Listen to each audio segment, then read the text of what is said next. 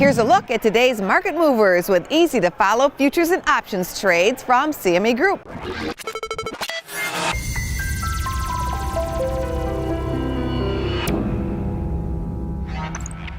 Welcome to Market Movers. I'm Jim Iuorio, and today we're talking about the most important data point of the month, and that's the December 8th payroll numbers. Now, the expectation is for 205,000. Now, that seems to reflect a shift toward optimism, because if you remember, it seemed like for 2 years, the monthly estimate seemed it was about 180,000. We're going to look at weekly S&P E-mini options as either a hedge or increased exposure. Joining me is Chief Investment Officer of Kingsview Asset Management, Scott Martin. Hi, Jim. Okay, it feels like things are heating up. There's no question. Everywhere you go, it seems like people are talking about prices of things, whether it be stocks, Bitcoin, Da Vinci paintings. Do you think Christmas gifts, right? holiday Do you gifting, think this number is going to confirm a booming economy? I do believe it is, because like you said, the other data would support this lift in non-farm payrolls. I mean, my goodness, how about this?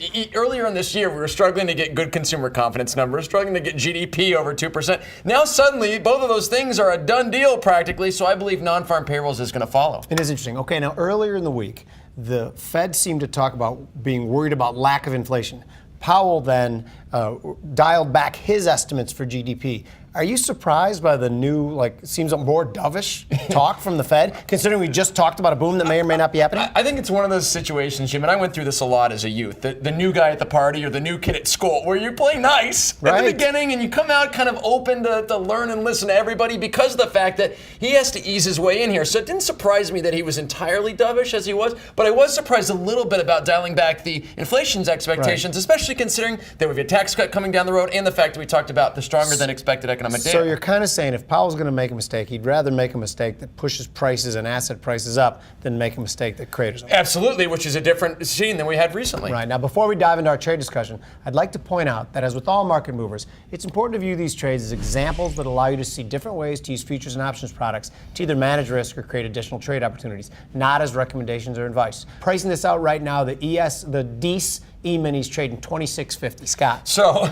you talked about the ES and the crazy moves really that we've seen in the ES in the last few days. I mean, my goodness, we talk about on this show how fun it is to trade sometimes crude, sometimes gold, GC, but the ES is now the game in town. Hasn't it been amazing? So specifically, Jim, I'm looking at the week 2 DES, 2,700, 27.25 call spread. Now, you're probably looking at that call spread and saying, okay, why are we punching that up? Well, I looked up call spread and put spreads. With volatility so smoked lately, my goodness, was this call spread, in my opinion, appropriately priced. 1.5 ticks is what it's going to cost you to put that on. It expires December 13th, so you get a few days after the non-farm payrolls report, which we like to do because it gives the market some time to digest a good or bad number. The 26.50 was the underlying, so you risk the $75 it takes to put on that spread to make a potential $11.75 for, to me, a put spread, or call spread rather, that is easily in range with respect to how well the market's behaving these days. Well, what's funny is that because it's 50 ticks away, if you would have caught me a couple weeks ago, I'd be like, 50 ticks, this market never moves. But it has had some big chunky up moves, and that's why I'm looking at something similar,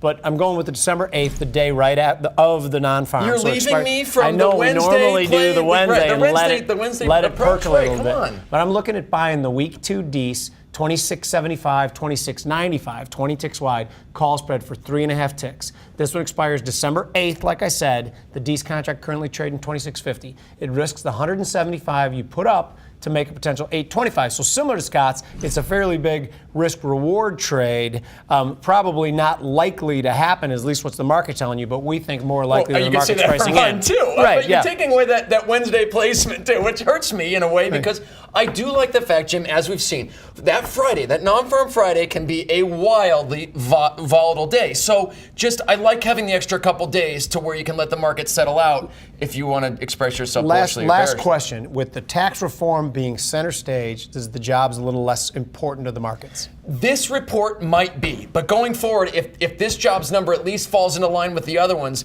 that's going to back up what we've seen recently in the econ data side. Agreed. Thanks for joining us on Market Movers. I'm Jim Iuorio, where we're helping to make you a better trader. Also follow us on Twitter at CMEActiveTrader.com.